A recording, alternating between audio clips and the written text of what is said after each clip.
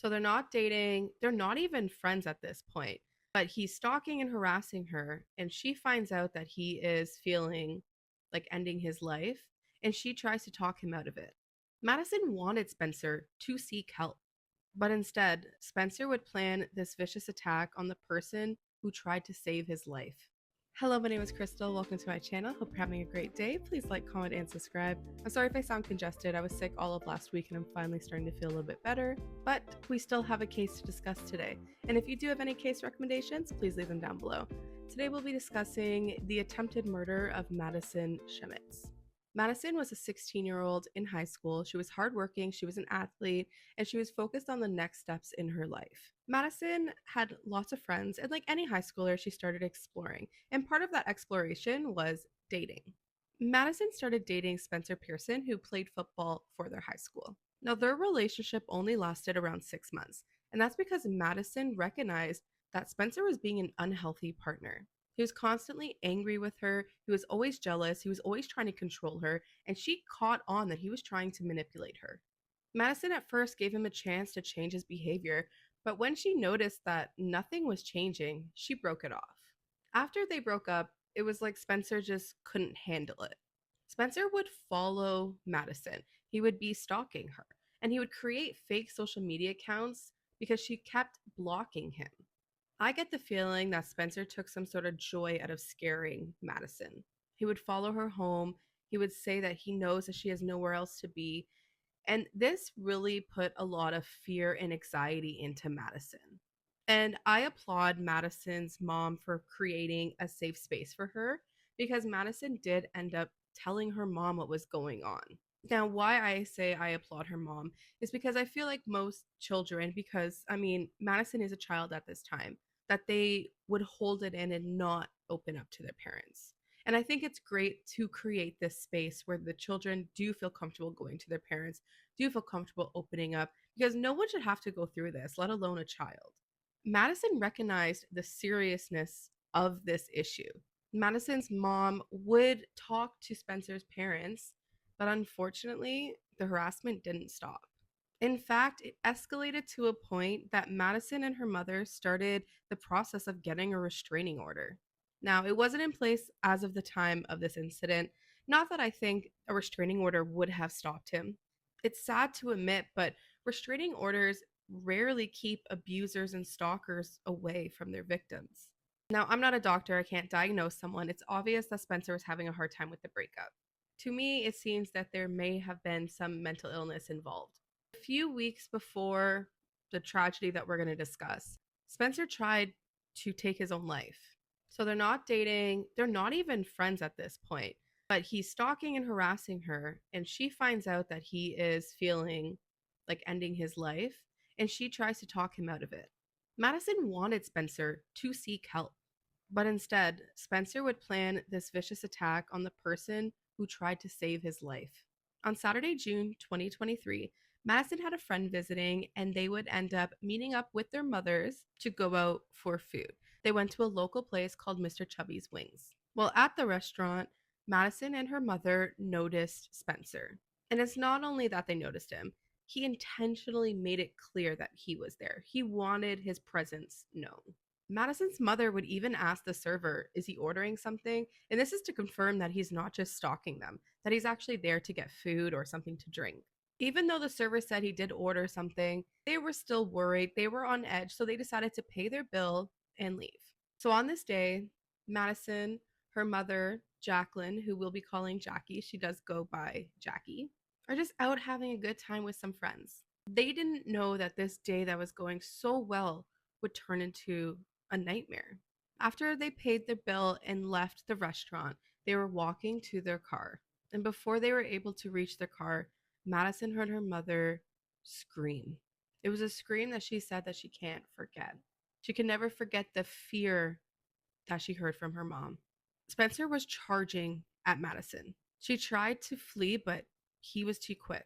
He was on top of her, stabbing her. He ended up getting her to the ground. She was on her hands and knees, and he was just stabbing her multiple times. Madison's mother would try to get Spencer off of her, which temporarily she did, but then he stabbed her and went back to stabbing Madison. An innocent bystander named Kennedy Armstrong just finished a long day of work, was pulling into the parking lot when he heard their screams. He noticed the attack. He got out of his vehicle and ran right towards them.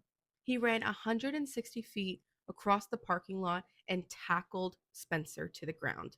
When Spencer would try to get back up, Kennedy would jump on him. Kennedy was just trying to keep him pinned down.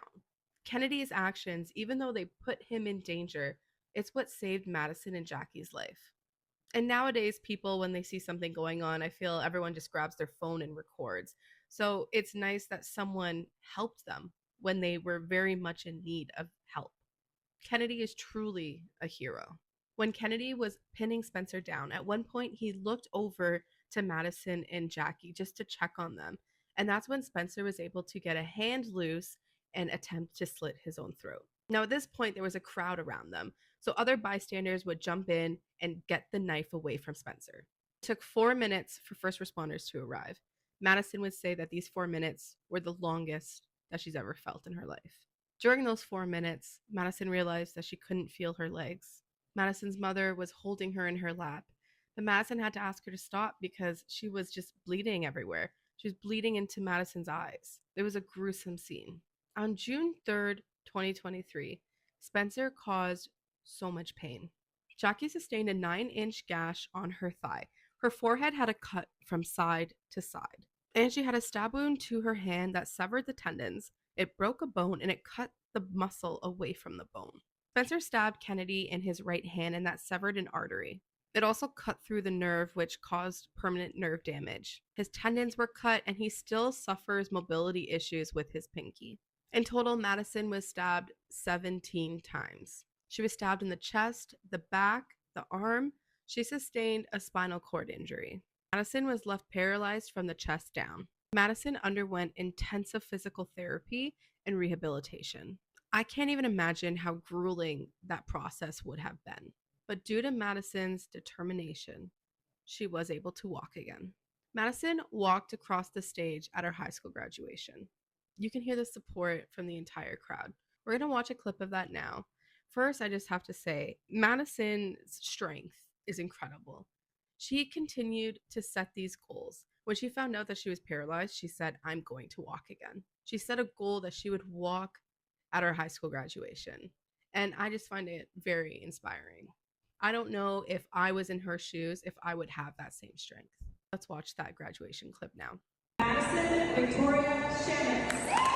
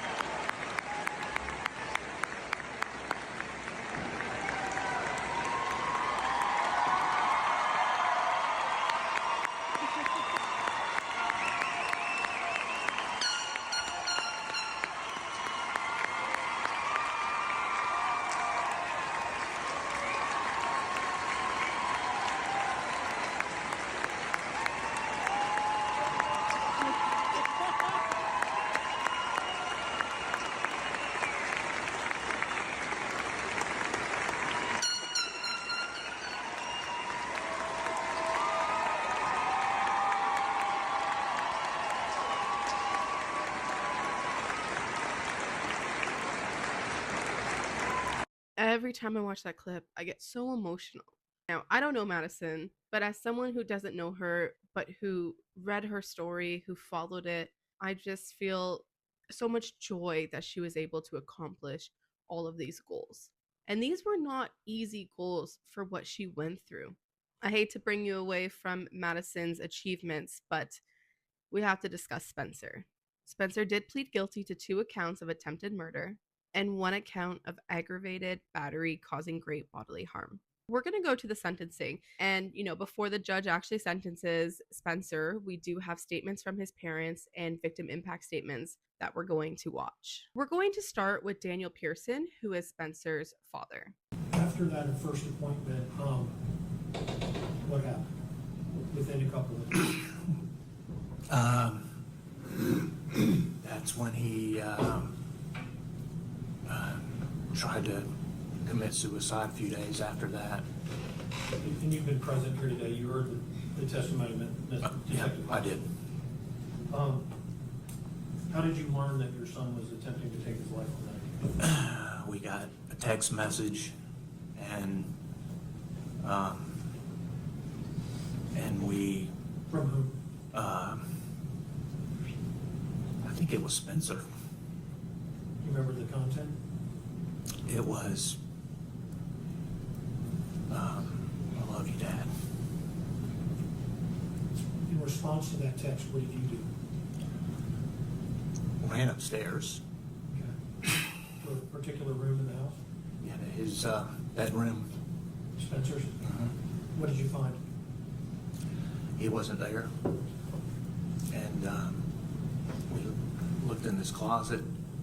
Tanya was with me. And he was hanging. She got it loose. I threw him on the floor. He was blue. Could you tell whether he was breathing? I couldn't tell.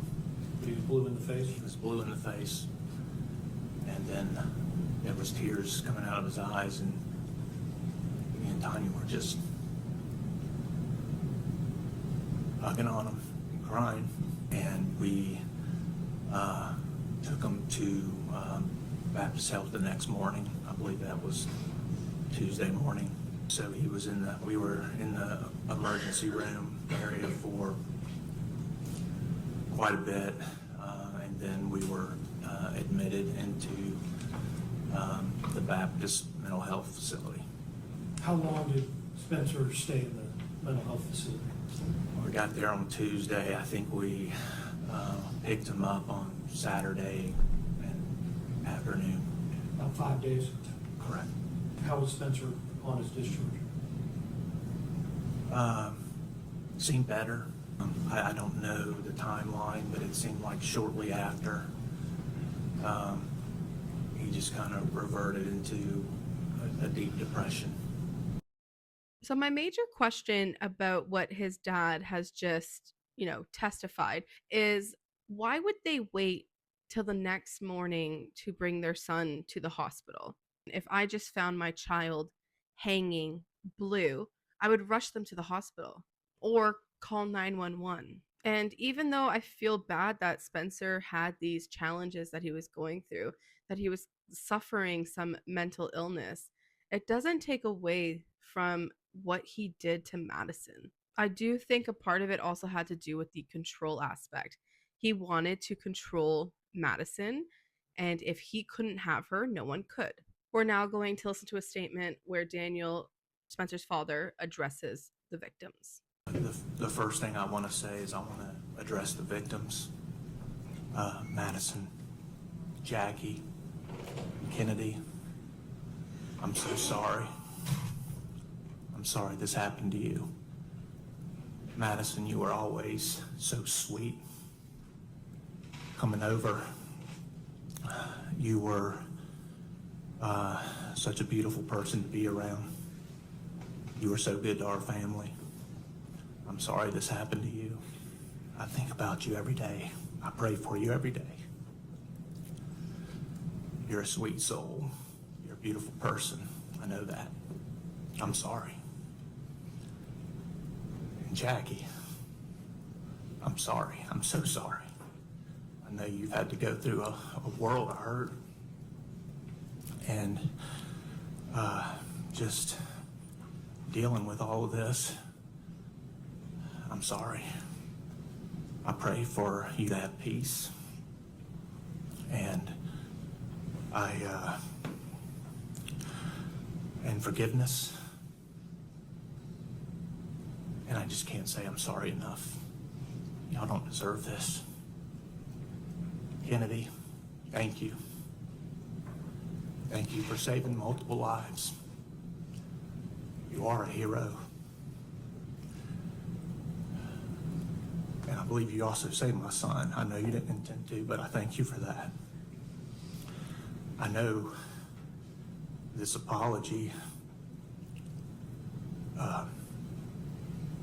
might do little to, or maybe might not comfort you at all.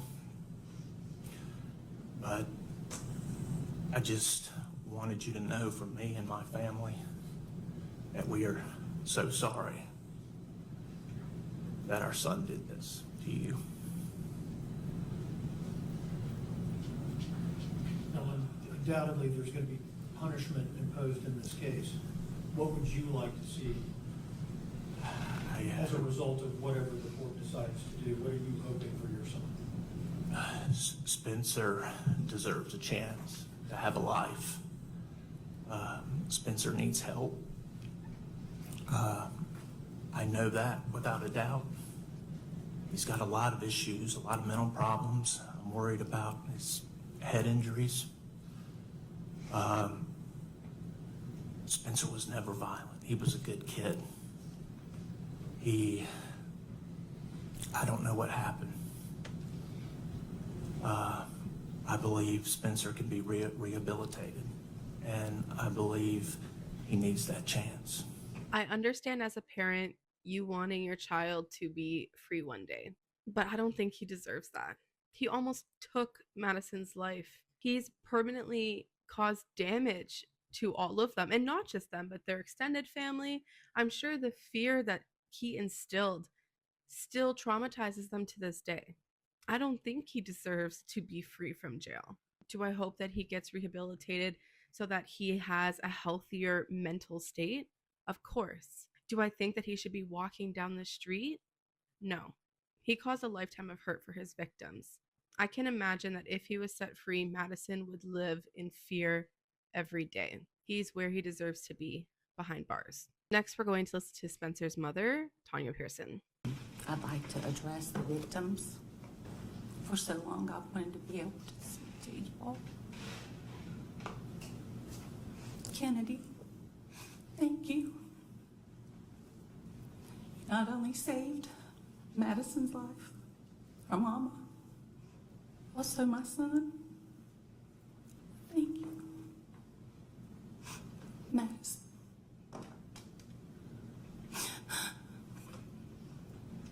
I'm so sorry for what you had to go through.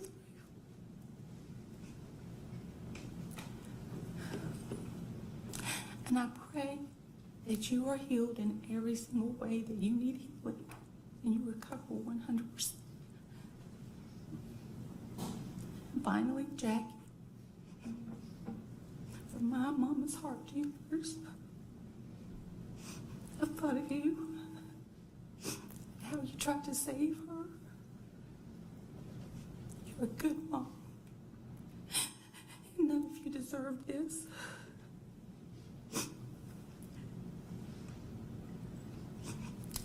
I pray God to give you each healing, complete healing. And we're sorry. So sorry. Would you like to take a moment to compose yourself? I don't want to come off as cold and callous. I understand that his parents are, upset about the situation. I'm sure they didn't want their son to commit this crime. However, I do appreciate that she was asked to take a second to compose herself. And listen, I'm a crier too. And I've never been in a situation like this, and I hope I never have to be. But I do think you need to come with a little bit of composure when you're, talking to the victims.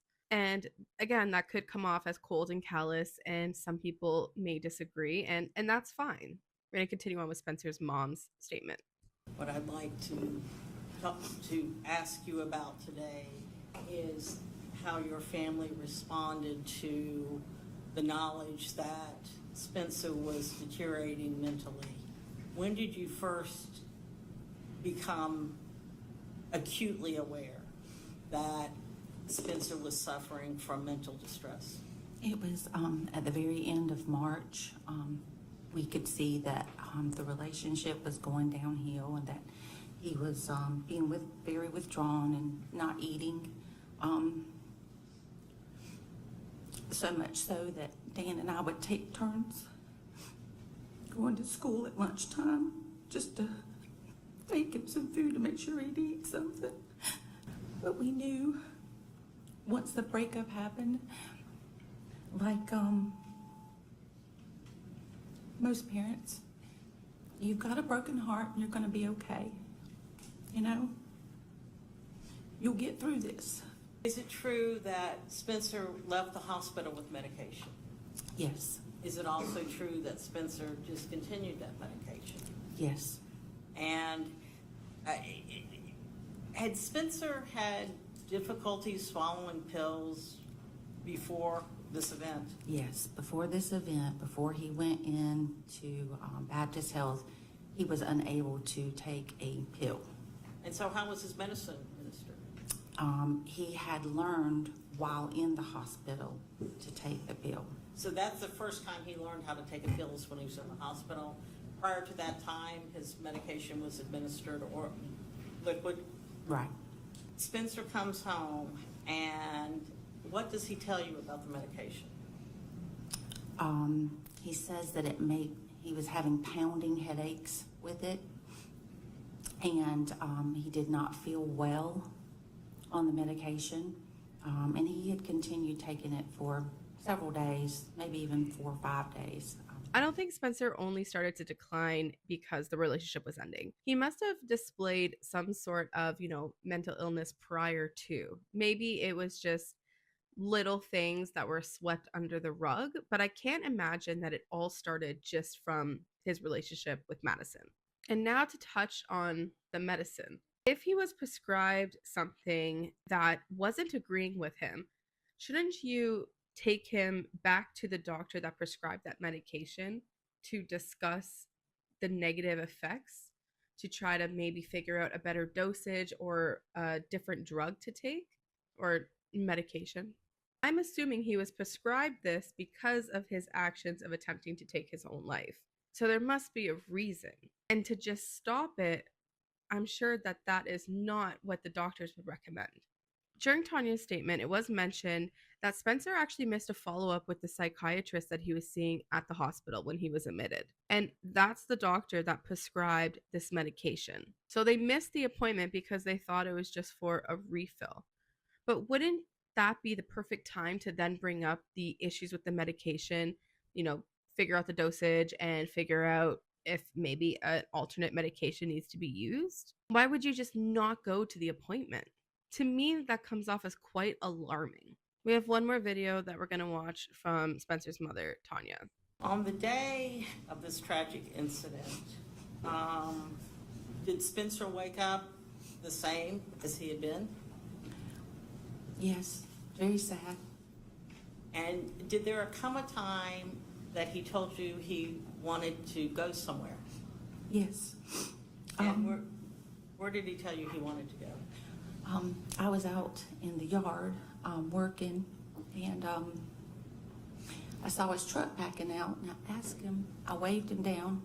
I said, where are you going? He said he was going to the beach. And he stopped and put the car in park. He wasn't in a hurry, just very sad. And I asked him if he wanted to take our puppy with him. And I was glad he was going to the beach to get out and maybe get some fresh air, and he's off the couch. Did you see that as a hopeful sign? I did. I did. Did Spencer have his phone with him that day? He did not. And why did he not have that phone? We had taken it earlier in the week. Once Jackie had notified me about him making the fake accounts, we took it and it was in our possession. And you and Jackie had some communication during this period of time. And she was very loving and helpful and caring and relaying information to you about your son's condition, correct? She was. How did you learn about what happened at Chubby's? Jackie called me. She told me what happened. And she told me to hurry and get there because she didn't know Spencer was going to make it. And did you in fact go there? We did. And when you went there, was Spencer there? Yes. And you were there when he was life-flighted to Shands? We were. And you saw the events that occurred, or the aftermath of the events that occurred that day? The aftermath, yes. Do you know the extent of the injuries that your son committed on himself? Until very recently, no.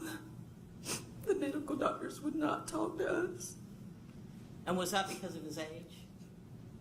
And because he did not have the ability to consent to the HIPAA regulations? So you were in the dark about what was occurring? We were. And have you now learned the extent of his injuries, his self-imposed injuries? I believe I have a grasp of that now. And would you, based on what you have now been told by the doctors, would you characterize these as a feigned attempt at suicide? Absolutely not. And is that because of the extent and nature of his injuries? Yes. I don't have anything further. Just to clarify, at the time of the attack, Spencer was 18 and Madison was 17. So when they're discussing the HIPAA laws, it's because the doctors couldn't tell Spencer's parents what was going on because he was an adult. I have a lot of respect for Jackie. Ever since the very first day that Madison came forward and confided in her mother, she was on top of it, contacting his family. She continued to contact them when it escalated. They were in the loop the entire time. In my opinion, Jackie was taking it more seriously than his parents were. Now, Jackie did something that I don't think I would have been able to bring myself to do, and that's to call his mother after witnessing the attack on your daughter, the attack on yourself, and on an innocent bystander. She called to say Spencer might not make it and you should come. And I think that comes from a place of love. We're going to hear Jackie talk, and she loves Spencer. She hoped that he would get help. She never wanted this to happen. No one wanted this to happen except for Spencer. And I'm sure that that call that Jackie made to the Spencer's mom was the last time she talked to them. So another thing that kind of bothers me, and I don't want to, put all of the blame on Spencer's parents because Spencer made his decisions and now he has to lay with the consequences. But one, you have Jackie constantly keeping them in the loop of everything going on, right? And then there's also the fact that after he attempted to take his own life, he stopped going to school. He didn't go to prom. He didn't go to graduation. He just became more isolated. When they asked, does Spencer have any friends? She said that no one even checked on him. So these are all huge red flags. And I understand that after they were discharged from the hospital, they were given the instructions to contact a therapist to get him into therapy right away. And they were faced with, there's a 3 to 6 month waiting list, or he's aged out, and it was hard to find someone to take him in. But then I'm wondering, maybe if they didn't miss the appointment with the psychiatrist, maybe if they just brought him back into the hospital. And again, he's an adult. It does fall on him. Now we're going to get into the victim impact statements. We're going to start with Jackie, Madison's mother. At the beginning, they do go over her injuries, and I did have to cut it out because they show images, and that's not allowed on YouTube. But they discuss the cut on her forehead, the gash on her leg, and the injuries that she sustained to her hand. We're going to watch her victim impact statement now. My name is Jacqueline Roger, and I am the extremely proud mother of Madison Schemitz. First, I'd like to thank you, Your Honor, for all your time with this case. I imagine your job to be extremely difficult. Looking at all these images and evidence I know is awful. My family truly appreciates you. Thank you, Kennedy, for saving my daughter's life. I cannot ever express how much you mean to me and my family. You are the epitome of what a man should be, and I'm grateful for your parents for raising such a superhuman. I love you all beyond measure. Thank you to our amazing first responders who then kept Madison alive. You guys are a family now, and we love you all so deeply. From that day and every day forward, you have all been incredible.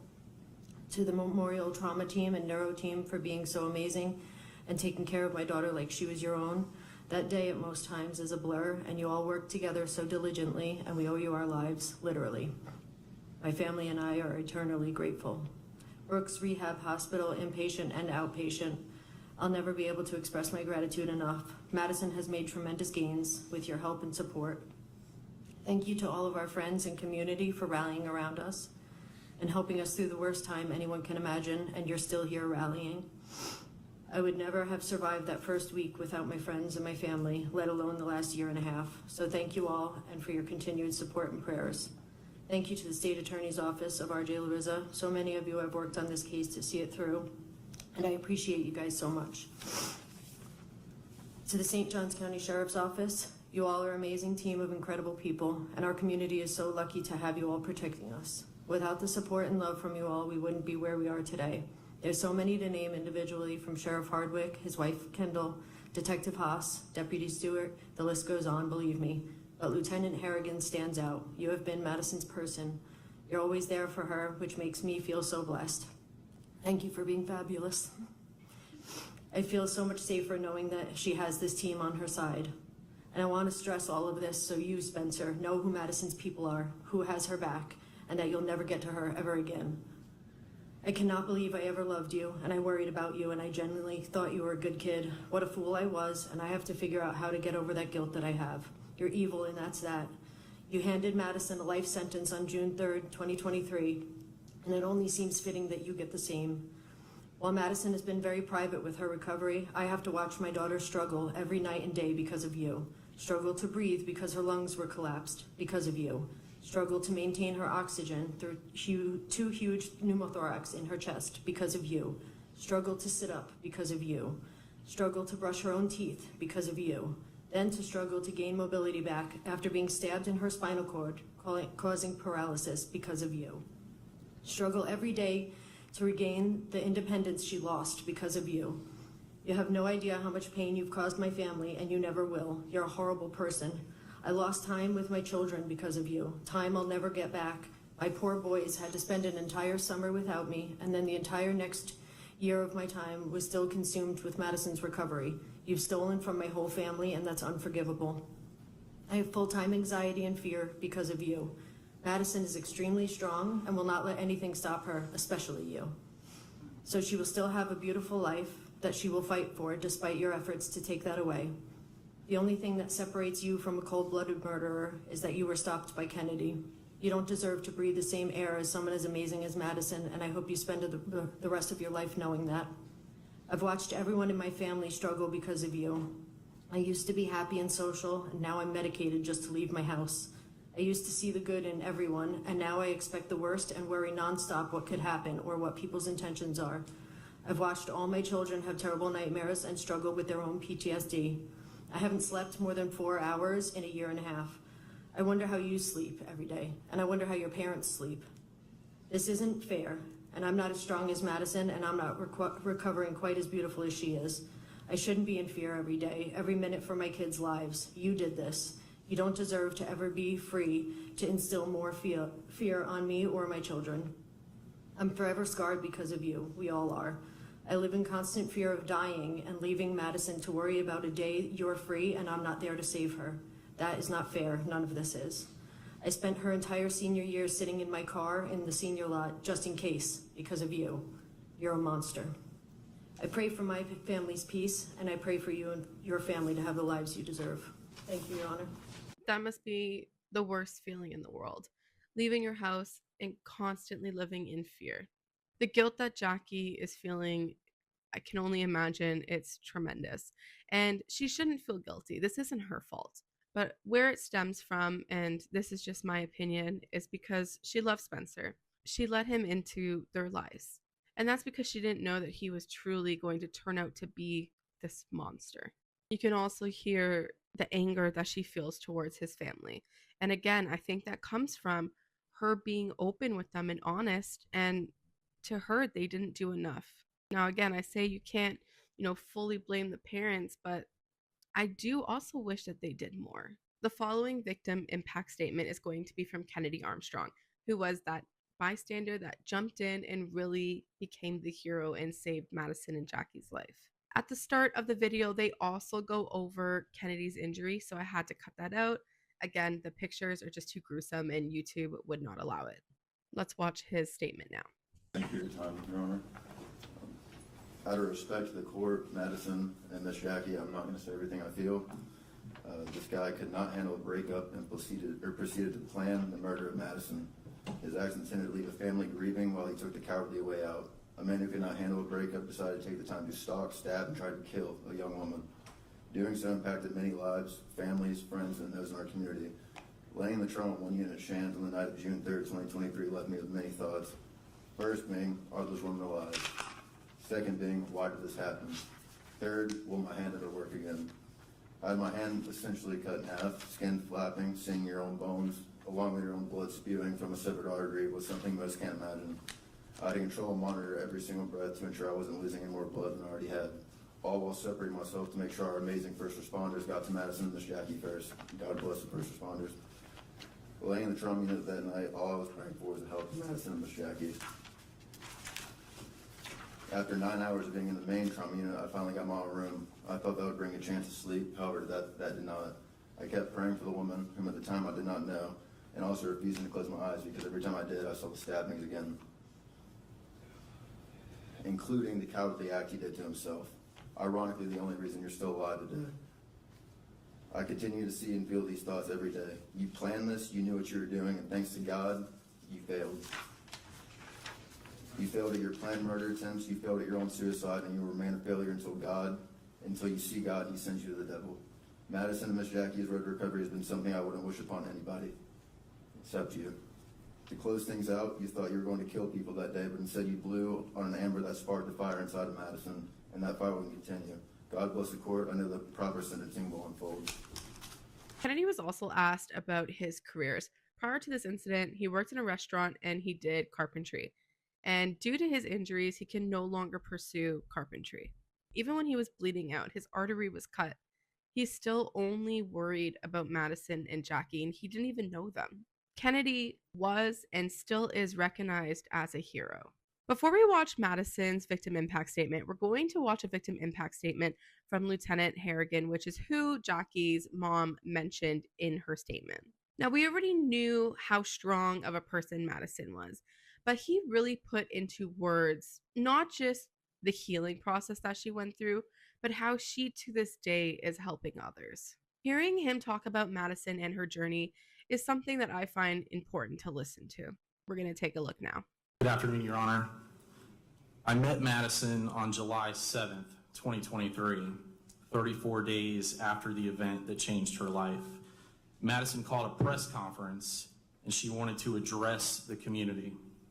She closed that press conference with these words: "My story is just getting started." Now, I didn't know what that meant at the time, but I'm here now to give you a glimpse, a small glimpse, into Madison's story that I have experienced over the last 16 months. During her senior year of high school, Madison teamed up with the One Love Foundation and started a One Love Club at Ponte Vedra High School to educate other young people about healthy and unhealthy relationships. Due to Madison's influence, several One Love clubs have been started at area high schools. The University of North Florida ladies softball team invited Madison to throw out the first pitch at a home game they dedicated to the One Love Foundation. UNF has now adopted the One Love mission. She's spoken in front of clubs, organizations, and teams. She's been a guest speaker at the St. Johns County Sheriff's Office events, fire rescue events, and is known to frequently visit both agencies. She's been recognized by numerous organizations for her passion to help others, and she's become a sought-after speaker. At the beginning of this month, Madison was the keynote speaker at a law enforcement conference in Washington State, where she shared her story of overcoming trauma with hundreds of attendees. Her influence on patients and staff at Brooks Rehabilitation has been nothing less than incredible.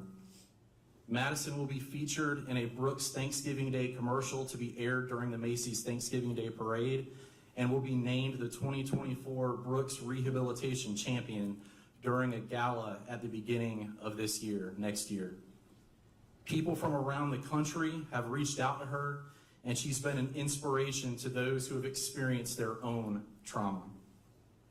She should have entered her senior year playing softball and looking forward to an athletic scholarship, but instead she spent her senior year balancing intensive physical therapy, schoolwork, and fighting to walk again while learning to do life differently. One of the national news organizations in this case used the line to describe her as a star athlete. And it's easy for us to make the mistake of thinking that she was an athlete. But you see, Madison has been more of an athlete in the last 16 months than most of us will be in our entire lives. Her grit, strength, resilience, and incredible spirit has gripped this community and now the nation. On behalf of the more than 1,000 members of the St. Johns County Sheriff's Office, we are and always will be Madison Strong. That's all I have, Your Honor. Madison has gone through something that no one should have to go through, let alone a child, a 17-year-old. She knew that her story would touch others, and she ended up using her tragedy to help others. She's educating people on a healthy and unhealthy relationships. She's showing that it's okay to leave. She's helping people through their own trauma while dealing with her trauma. And she didn't just start this. Ever since her accident, she's been speaking out. Madison is such a strong woman. I don't doubt that Madison wouldn't have turned into the strong woman that she is today. But I do believe that she chose to take this negative, terrible experience that she didn't choose, and she turned it into something. And that's more than a lot of people could do. I wouldn't be able to do that. Madison truly is an inspiration. And now we're going to get into her victim impact statement. Madison's victim impact statement is the longest. The clips are longer. I just thought it was important to include it. We cut out very little of her victim impact statement, so it's almost the entire statement that she made. We're going to watch the first video. We did cut out the start of her victim impact statement, and that's because it's a video that you can go find on her YouTube channel, which I'll include the name down below in the comments. It's a video about her entire journey, from the accident, her intensive physical therapy, the rehabilitation, walking at graduation. It's her entire journey that she's experienced after this tragedy. I recommend that you go watch it. Again, I'll leave it down in the comment section below. Let's watch that first video of her victim impact statement now. Good afternoon. My name is Madison Schemitz. Your Honor, I'd like to begin by saying thank you. Thank you for your time and commitment these last 538 days.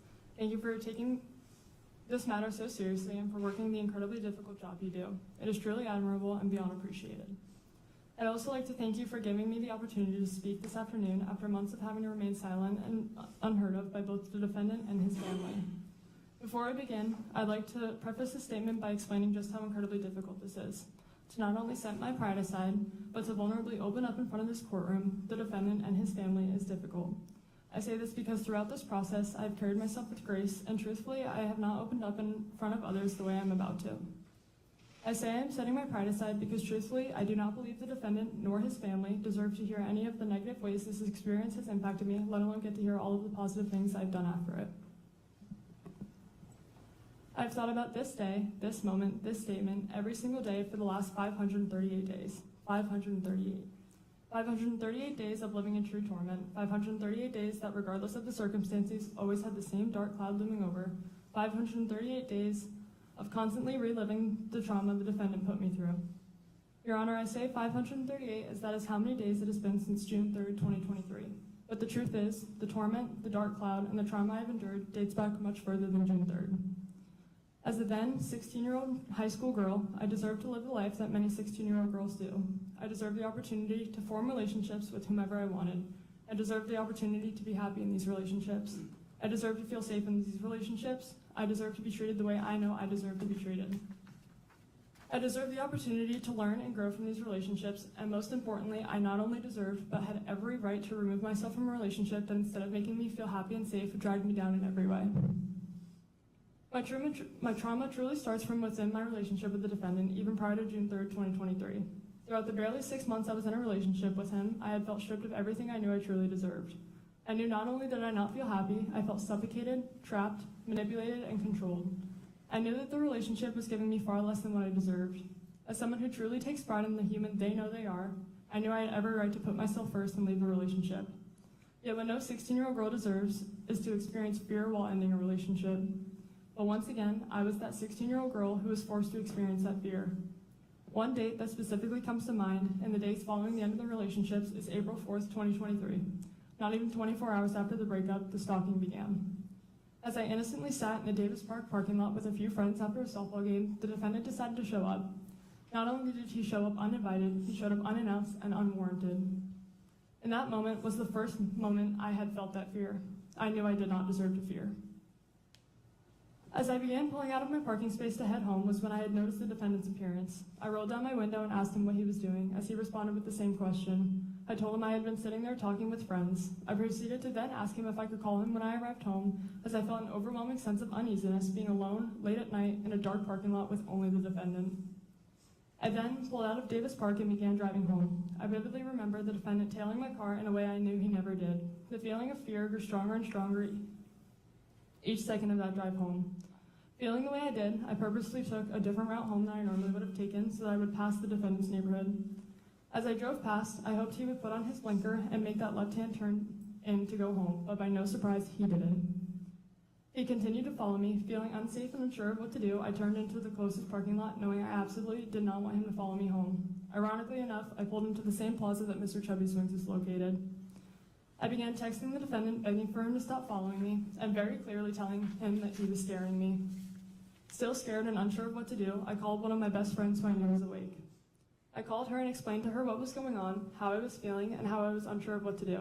This was when she told me to come to her house. As I drove through the plaza with the defendant still making every turn I did, still tailing my car, I decided to go to my friend's house. I pulled out of the plaza onto A1A, driving in the opposite direction of both my house and his, and headed to her home. I continued to tell the defendant to go home and told him I had to deliver a science packet to my friend, yet he did not turn around, nor did he go home. He proceeded to demand for me to go home and inform me that he knew that that wasn't on my agenda for tonight, and that I need to be home after my game, and that was my agenda. He continued to follow me up until I turned into her neighborhood, and I watched as he went into the gas station right beside and sat there for some time. The moment I pulled into her driveway, panicked and shaking, I saw her, and that was the first moment I felt some sort of relief and some sense of safety, knowing her parents were right inside and were aware of what was happening. After sitting in her driveway for some time, talking through what had just happened, I knew the defendant had finally gone home, and I finally felt comfortable enough to head home myself. Speaking to the defendant following his actions that night was frightening, upsetting, and frankly all over the place. His reasoning as to why he followed me home changed every time, whether it was making sure I got home, wanting to see if I was doing something behind his back, or just so happened to be going home that way anyways. I believe that night speaks volumes about the defendant and his behavior following the end of the relationship. With this incident being not even 24 hours after the breakup, the 2 months following remained equally as torturous and frightening, as the stalking did not stop there, it had only just begun. Feeling that same fear every single time I wanted to leave the house is not something a 16-year-old girl deserves. Having to be hyper aware of my surroundings every single day in fear that he would show up of where I was yet again is not something a 16-year-old girl deserves, let alone not something she should ever have to be worried about. Those 2 months following the breakup were torture. Those 2 months I was put in a position by the defendant where I felt scared, worried, and constantly threatened, but I was never prepared for were the fears to come alive. Madison brings up a great point. It's not just 538 days. Her experience with Spencer started the moment they started dating. And again, this is not something anyone should have to go through, let alone a child. She does have the right to be with who she wants to be with. She has the right to end any relationship that she is not happy in. Him stalking her, waiting in a parking lot for her, he was definitely there when she was chatting with her friends, but he chose to wait to approach when they were all gone, when she was alone. Her self-awareness to, instead of getting out of the vehicle, to say, "Let me call you when I get home," is incredible. We don't know what his intentions were that night, but either way, I feel like that is a life-saving measure. Can you imagine how terrified she must have been having him tail her? Her intentionally going past his neighborhood and him not turning, him telling her that, "I know that's not part of your plan tonight." Thank goodness she went to someone's house whose parents were home. Thank goodness she's surrounded by great family and friends who were there to help her and support her through this. Spencer terrorized her during their relationship, after their relationship, and to this day. We're going to watch the next clip.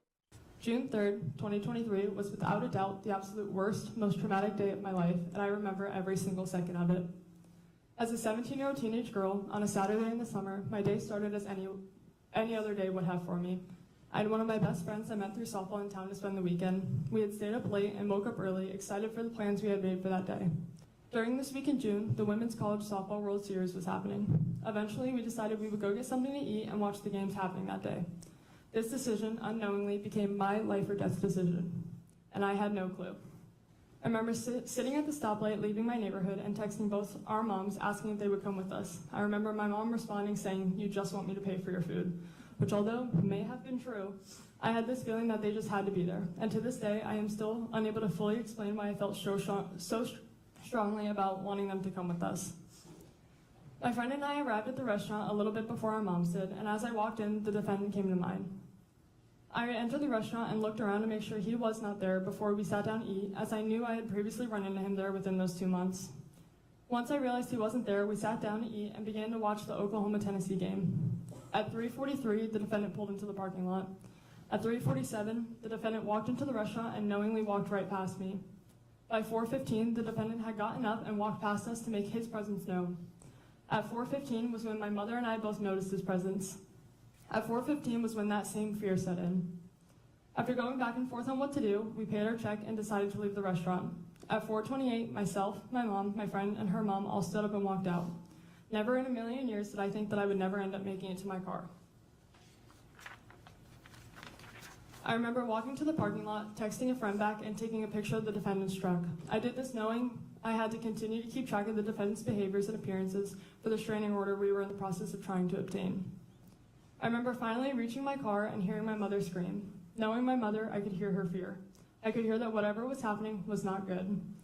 This was when, at 4:30 p.m. on June 3rd, 2023, I turned around and saw the defendant running towards me faster than I had ever seen him run before. Not knowing what was coming next, I turned and attempted to go in the opposite direction. This was when the defendant had grabbed me. I hit the ground and began feeling the attack.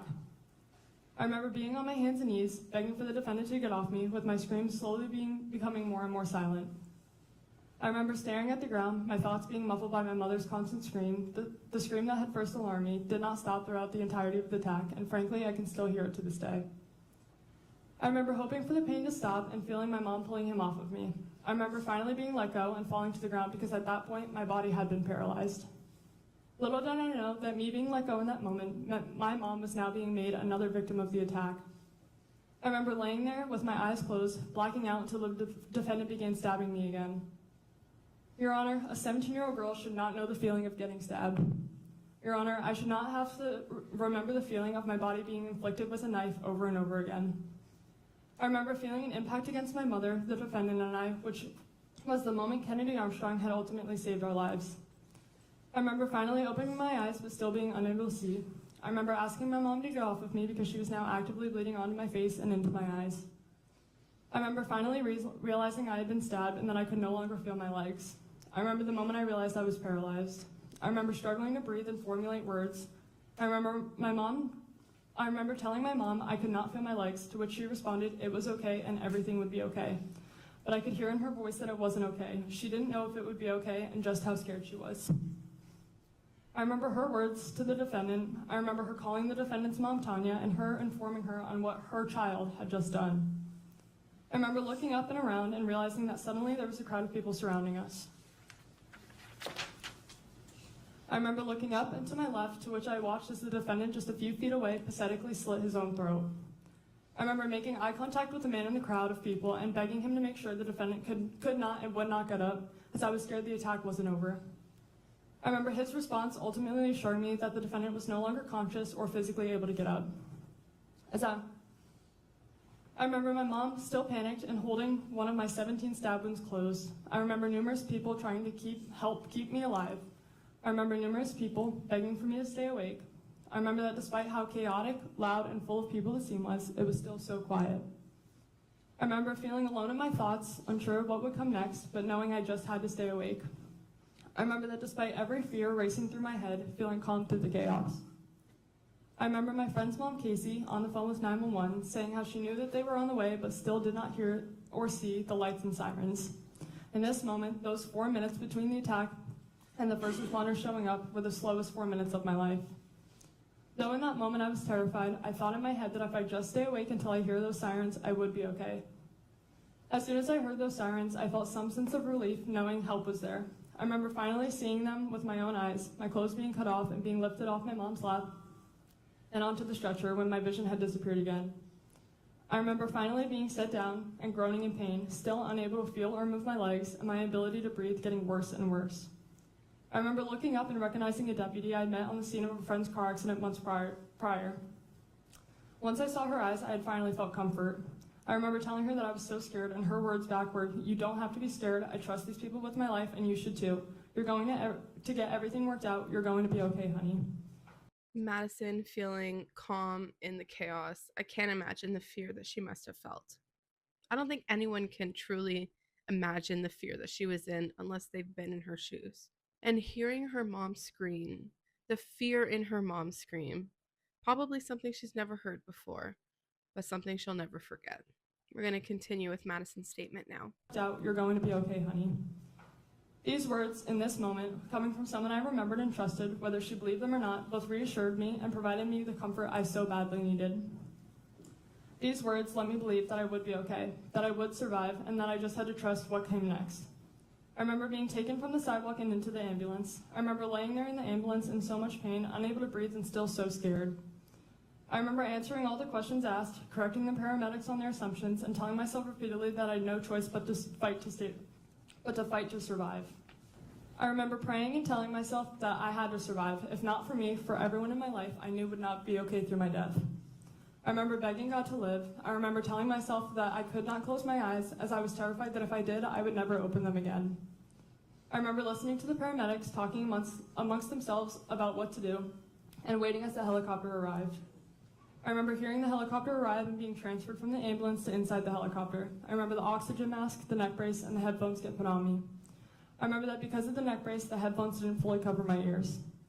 I remember the sounds from the helicopter. I remember the loud sounds from the helicopter, yet the world was still so silent. I remember my stretcher being tilted backwards to keep the blood in my head. I remember time moving so slowly. I remember being unable to speak or hear, but so badly needing to know what was happening. I remember limply waving my hand in the air to hopefully get a life-flight medic's attention, and once I did, he removed one ear of my headphones. I asked him how much longer until we arrived at the hospital. I remember him telling me just a few more minutes and putting my headphones back on me. Just a few more minutes. Those few minutes were in slow motion. Those few minutes still full of so much fear. I remember finally landing and being taken inside Memorial Hospital's trauma bay.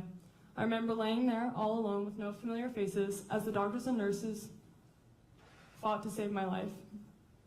I remember being poked and prodded and just lying there wide awake listening. I remember holding a nurse's hand until she had to assist those around her. I remember somehow finding her hand yet again and just holding on to it. I remember having an allergic reaction to one of the medications given to me. I remember being told to try and move my toes, to which I still couldn't. I remember staring directly at the trauma surgeon's eyes as he sliced my side open and inserted a tube into my chest to help me breathe. I remember not screaming nor making any noise, just simply staring and watching as the chaos unfolded around me. I remember finally my mom limping into my room, covered in blood and kissing me on the forehead. I remember the feeling that gave me as the last time I had seen her, we were both bleeding out on a sidewalk. I remember the feeling of being able to tell her I loved her again, because as I was taken off her lap, I didn't get the chance to. I remember telling her that she looked like a hot mess, and her telling me everything would be okay, but this time with less panic in her voice. I remember her finally leaving as I had to be rushed into life-saving surgery. I remember exiting the trauma bay and seeing one of my high school softball coaches. I remember her assuring me that I would be okay, and that if anyone could do this, I could. I remember her telling me that she loved me and that when I woke up, they would all be there. I remember leaving and finally getting to the operating room. I remember them going to put me to sleep and telling me to count down from 10. I began to count 10, 9, 8, 7, 6, and by the time I got to 6, I began to feel myself going to sleep, which was when I began to panic again. After fighting so hard to stay awake, feeling myself going to sleep and not being able to control it scared me in more ways than I could ever explain. I had that same fear that if I closed my eyes, I would never wake up again. Despite the panic, I eventually fell asleep, and once I woke up, I remember being alone in a hospital bed, freezing, thirsty, and desperately needing chapstick. A nurse had come over bringing me ice chips and a strawberry-flavored chapstick. I remember eventually being taken out of that room and brought for a scan. I remember laying there in a dark hallway with two men listening to the screams of another trauma patient brought in that night. I remember being put into the scan and finally feeling calm. I finally was able to close my eyes and rest after the torture my body was just put through. I remember listening to the sounds of the machine, unable to move and just sleeping. I finally was taken out of the machine and brought to see my family. They took me up to the floor my mom was on and wheeled me to her doorway. I remember being greeted by smiles from my parents, two of my brothers, both of my coaches, and a friend's mom. I remember seeing through their smiles and realizing just how distraught, scared, and overall devastated they all were. It was heartbreaking. I remember looking at my mom, smiling, and once again telling her she looked like a hot mess. This comment had made everyone let out small laughter, which I like to believe reassured them that I was alive and I had made it through. I remember them all hugging me and holding my hand until they brought me into my own room. My coaches and friend's mom had come with me, and I begged them for a phone as I did not have mine. In my head, I had to make sure all my friends and loved ones knew that I was alive. After I had finally been given one, it was quickly taken from me, and I was told to rest. I laid there, unable to rest, until finally my older brother had arrived from South Florida. Seeing him and having him there finally made me feel safe. I can't help but get emotional hearing Madison just recount all the events that happened and hearing her say that she was scared to close her eyes.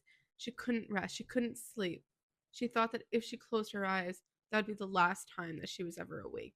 Hearing her say that she didn't feel safe, she didn't feel comfort until her brother arrived.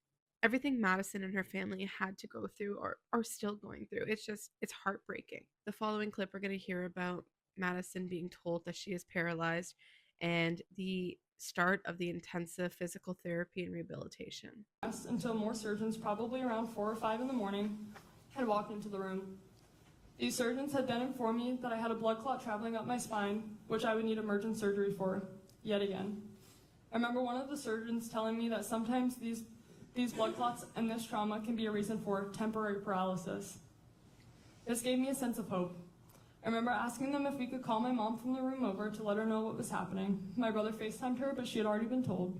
I remember telling her and my brother that I loved them and that I would see them again when I woke up. I remember being brought into the operating room, once again, seeing all the familiar bright lights and walls, and once again being told to count down from 10. This time, I felt less panicked. I was tired, and I felt confident that I would wake up after surviving what I already had. I remember waking up in the ICU on June 4th and still being unable to move or feel my legs. I remember my coaches and friends' mom being there once again. I remember the moment my mom stood to the right of my bedside and told me that I was paralyzed. That it was not just a blood clot, but my spinal cord had been lacerated and spinal fluid was pouring out of it.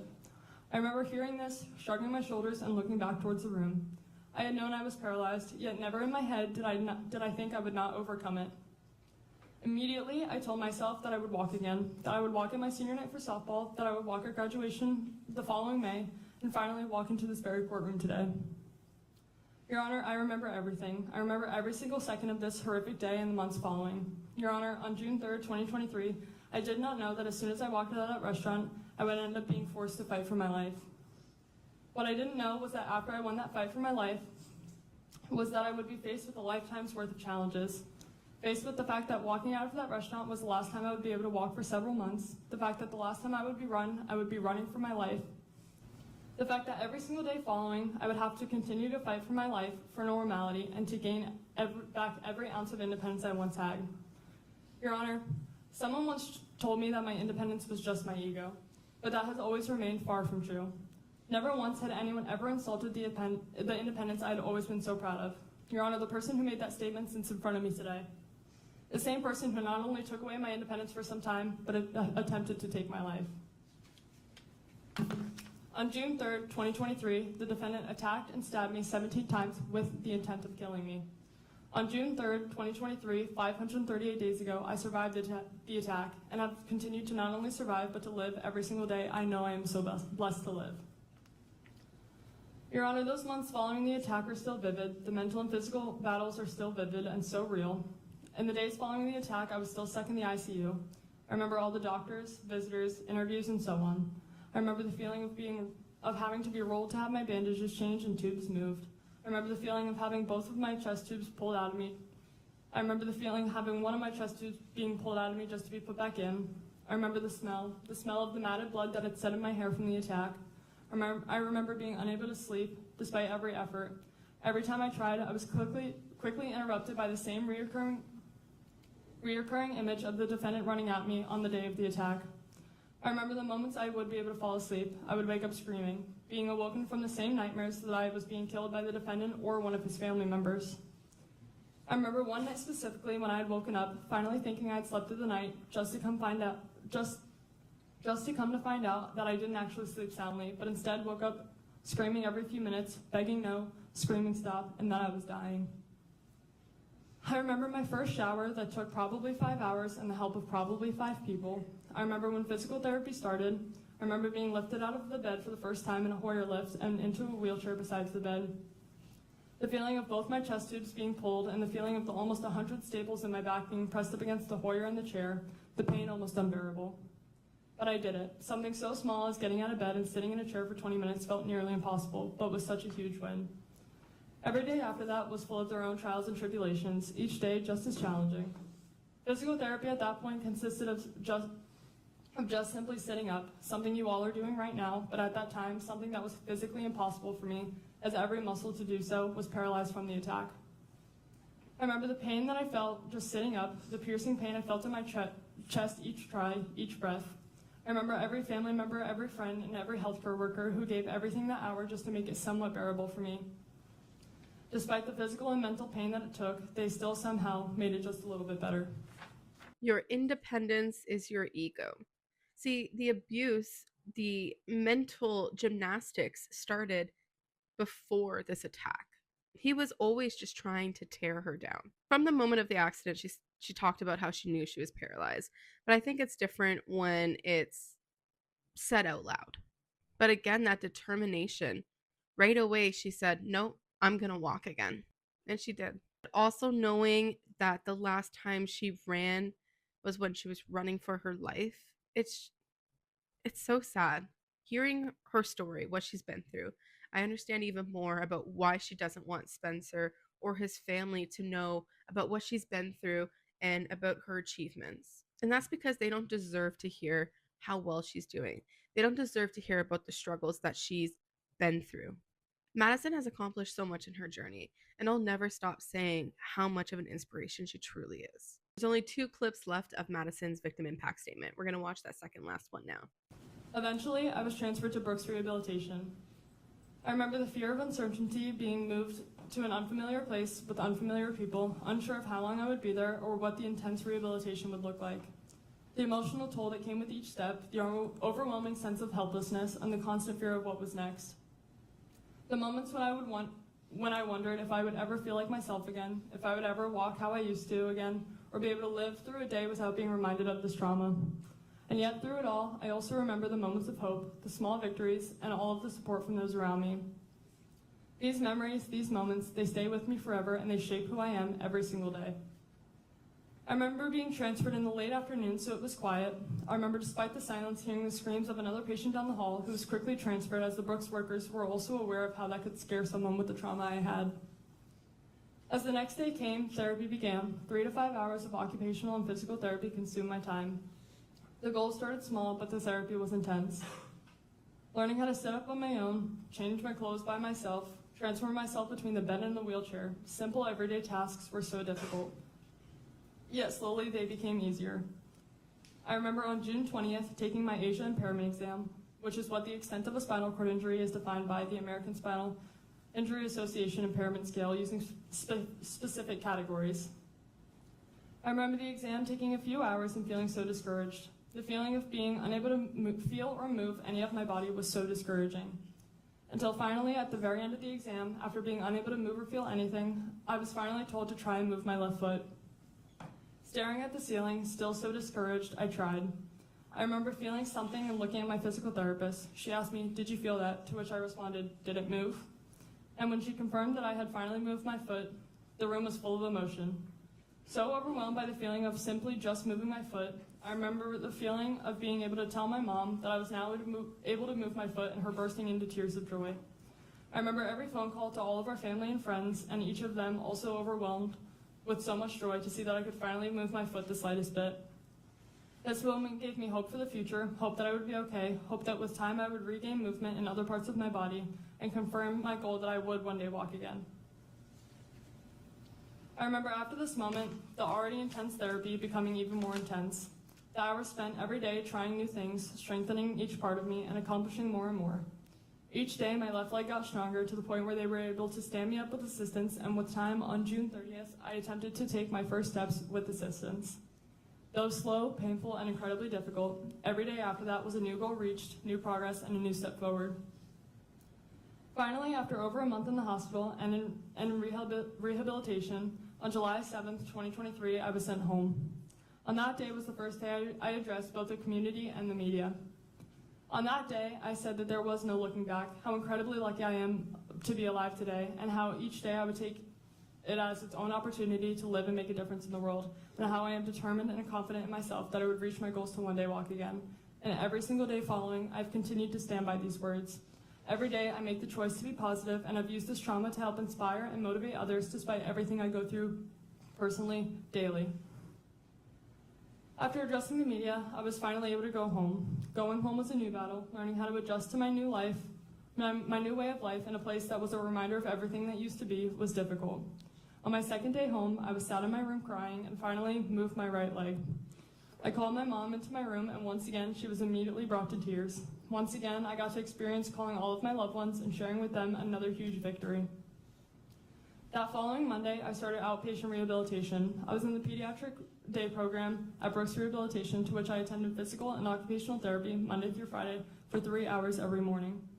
I attended this program until December of 2023, when I switched to their Neuro Recovery Center and continued to do physical therapy there up until today.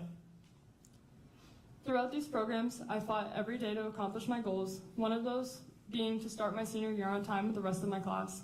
And just as I fought for, I was there on the very first day, along with everyone else. Going back to school was an adjustment. I had to see all the kids I had grown up with for almost all my life, but they looked at me differently now. I was no longer just Madison, I was the girl who got stabbed. I dealt with looks, comments, questions, but I always understood. This isn't something that just happens, nor is it something that should ever have to happen. This kind of trauma isn't something that kids should have to adjust to, nor go through. But at the end of the day, in so many eyes, I was still Madison. Over time, as kids adjusted to having me back, school became easier, but managing both school and rehabilitation was difficult, as I still attended therapy every single morning and always did my best to still be at school when therapy was over. This was overall both physically and mentally draining, but I did it. Because the last thing I would do is let this attack, let the defendant take more away from me than he had already taken. I attended as many school events as I could, and although they were rarely ever enjoyable for me after the attack, I still went, and I tried every day to live my life as I would before. Yet it wasn't as easy as I make it sound. I dealt with anxiety in public places and in large crowds, scared that if something were to happen, I would no longer be able to protect myself. I now had to worry about things other kids never had to worry about, like would there be stairs? Can I maneuver a wheelchair through this? I could no longer go and hang out with my friends whenever I wanted or partake in activities I was able to before. I was unable to play softball my senior year of high school, the sport that had been my life since as long as I can remember. Madison taking these negative experiences, this trauma, and trying every day to turn it into something positive is, again, something that's extremely difficult. She has such highs and such lows.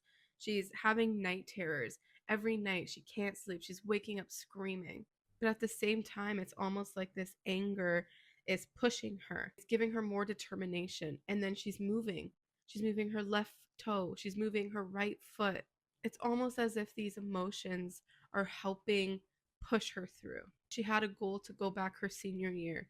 She did. She was going through hours of physical therapy and still attending school. I'm just so amazed. We're going to watch the last clip now. I watched as my family suffered. They each suffered daily as their mother and sister were almost taken from them. I watched as they all stepped up to be there for us when we couldn't be there for them. I watched as their innocence was stolen. I saw their pain, their tears, and their resilience. I watched as the once so lively, happy, and bright home became sad and dark. Yet through it all, we were all there for each other. We all found light in the darkest of situations. We all found reasons to laugh and smile, and we were all simply grateful for every day we got to be alive. Your Honor, the impact of the defendant's actions doesn't just end with those directly connected. I have witnessed the impact on the community and strangers all over the world. I have met strangers everywhere I've gone who have broken down in tears telling me just how much my story has affected them. I have met people of all ages constantly brought to tears by my story and have seen firsthand the impact on the community. Many left scared and uncertain on the world, everyone's trust in people simply gone, yet despite those going through their own traumas, the community immediately stepped up and was there for me. Madison Strong keychains, shirts, sweatshirts, and fundraisers were in motion directly following the attack, and I still feel that same level of support and love every single day. Your Honor, I have accomplished every single goal I have set out on since the attack. I attended my senior year. I walked and got a hit on my senior night for softball. I walked unassisted at my high school graduation. I am a full-time college student, and I even walked into this very courtroom, and I'm currently reading a victim impact statement in front of not only the whole world, but my attempted killer and his family, just as I said I would when the attack first happened. I have spoken and shared my story of survival and resilience on many different platforms, such as in front of the media, Ponte Vedra High School, the Betty Griffin Center, St. Johns County Fire Rescue and Sheriff's Office events, Brooks Rehabilitation, Memorial Hospital, a police conference in Washington State, and so on. I started a wave of One Love chapters throughout our community, including at the University of North Florida, and I promise I will continue to use my story and my platform to inspire, motivate, and help others in every way I can. Your Honor, I mention all of my accomplishments as I am proud of them. I'm proud of the human I am, the impact I've made, and how I've handled myself these last 538 days. I say this as a reminder that I turned myself from being a victim to a survivor, and I am proud of that. This does not take away from the ways that I struggle daily. I suffer from PTSD and anxiety daily. I still deal with the sleepless nights and constant nightmares. I refuse to go outside alone at night in the dark. I feel myself fearing the worst possibilities in every situation. I have lost all trust in the world, and finding that trust in people again is far and few between. I have lost any childlike innocence and have been forced to grow up in a way most kids never have to. I have chosen to live the way I live and be so positive to hide the dark reality that I go through. I often laugh and smile to not let those around me realize that I am suffering so that they don't have to be sad as well.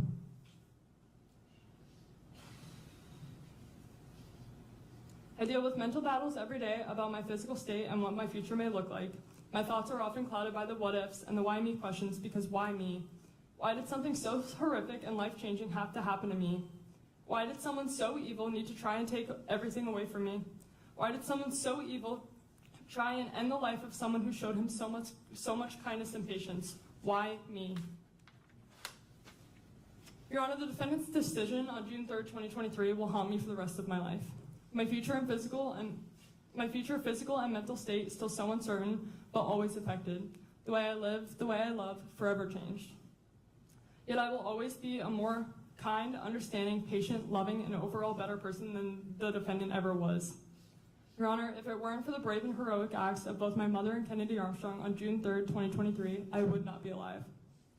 My mother put her life on the line to save mine. The defendant so selfishly not only tried to take my life, but also tried to take my mother's. The most badass, selfless, and incredible woman and mom anyone would be so lucky to have in their lives. My mother has always and will always be my best friend. I am proud to be her daughter and thankful for her for her every single day. I've watched her struggle in more ways than I could explain in the last 538 days, yet she still always puts her kids before herself. Bleeding out and all, she was still there for me before even thinking of herself. She slept right by my side for over a month and was there through every single step of it all. Without her, I would not be here today, but without Kennedy Armstrong, neither of us would be here. A complete stranger so selflessly ran towards the screens, ran towards the danger, and saved both of our lives. Kennedy, you are truly one of the most brave and amazing human beings I have ever met. Despite your own trauma, your own physical injuries, and every way this attack negatively impacted your own life, you always remained so selfless. You always reminded us that you were here for whatever we needed and never wanted any praise or recognition, but you are the hero. You are the reason we are alive, and you are who reminds me every single day that good people do exist in the world. Words can never explain just how beyond thankful I am for you and your family. I thank both my mom and Kennedy for being my heroes that day. Two people who are so incredibly undeserving of the evil actions that the defendant showed on June 3rd, 2023. Your Honor, I could talk for hours on end about the way that the defendant has negatively impacted each of our lives, but I think after each of these impact statements, it is apparent, it is real, it is constant, and it is daily. Every day is a reminder of the trauma we all endured on June 3rd, 2023. Every day I'm affected by the physical and mental impacts of the defendant's actions, and every day is a reminder of just how cruel, monstrous, and evil the defendant truly is. There is no excuse for his actions. There will never be an excuse. On that day, the defendant chose to try and take my life. He chose to try and take my mother's life, and he chose to severely harm a good and innocent stranger. Your Honor, I can confidently say I am one of the least deserving human beings to have to go through what I have been forced to go through. Your Honor, this is something I will have to deal with for the rest of my life, something I should never have to deal with, and something the defendant should never have the opportunity to do again. Your Honor, on June 3rd, 2023, I was given my own life sentence by the defendant, and I plead with you that the defendant receives the same justified sentence and deserved punishment. Thank you. I agree with Madison. He gave her a life sentence. She's probably for the rest of her life going to have to go through physical therapy.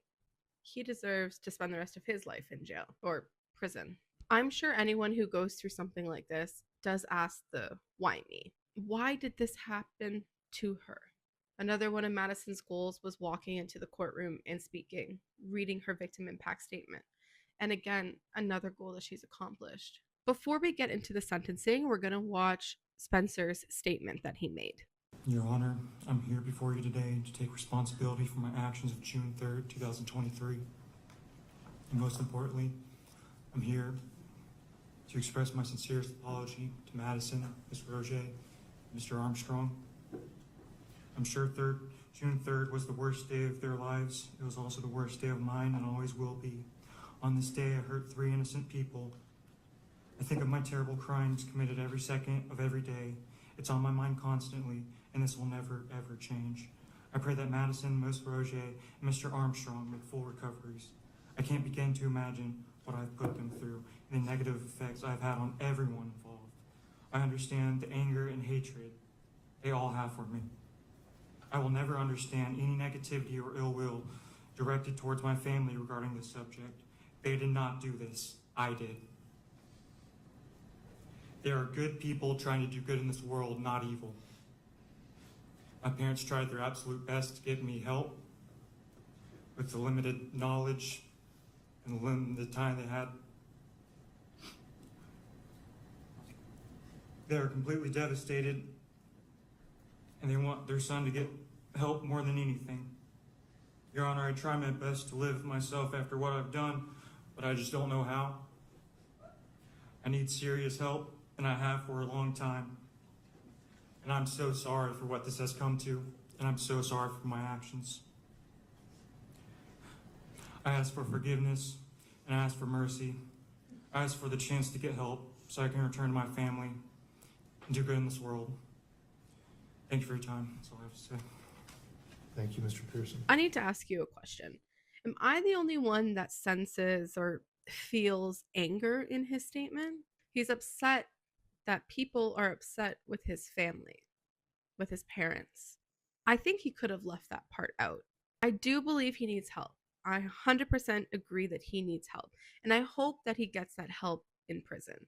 We're now going to watch the judge sentence Spencer. I have considered the mitigating circumstances that have been well presented by the defense in this case. Mr. Kuchergis, you have done an excellent job in representing your client and providing this court with mitigation. And this court has carefully thought and weighed and considered your client's age, his lack of any prior criminal history,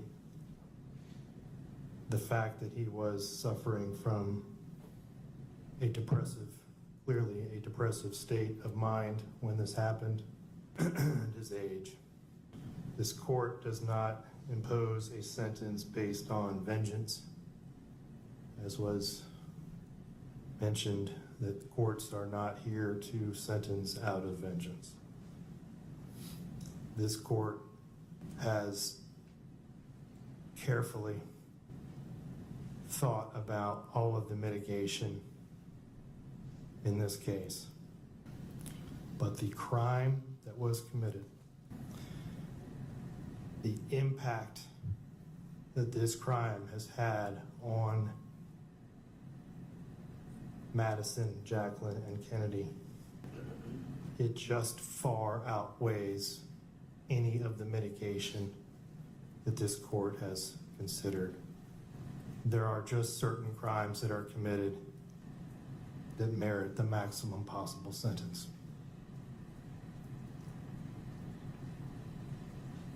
And this court finds that this is one of them.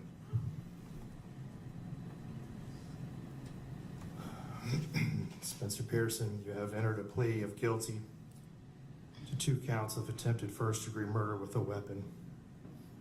As to counts 1 and 3 of the information, you are adjudicated guilty. You are sentenced to serve the remainder of your life in prison. As to count 5, you are adjudicated guilty. You are sentenced to serve 30 years in Florida State Prison. All sentences are to run concurrent with each other. I had to make multiple cuts in the sentencing because the judge took huge pauses in between his sentences. So that's why it looks a little choppy. But I'm sure you heard his mom and dad cry out when he was sentenced to life. I understand being upset. You know, his family wants to see him rehabilitated and out of prison. Again, I don't think he deserves to ever be free. What Madison went through, the harassment, the stalking, the abuse, the attack, it's all tragic. She did not deserve to have any of this happen to her. And this happens to so many people around the world every day. Madison is so brave and she is so strong, and not everyone would be able to pick themselves up like she did. I wish she never had to go through what she endured, but I'm so happy that she survived. That's all I have for you today. I hope you have a great rest of your day. If you have any case recommendations, please leave them down below. Please remember to like, comment, and subscribe. Bye.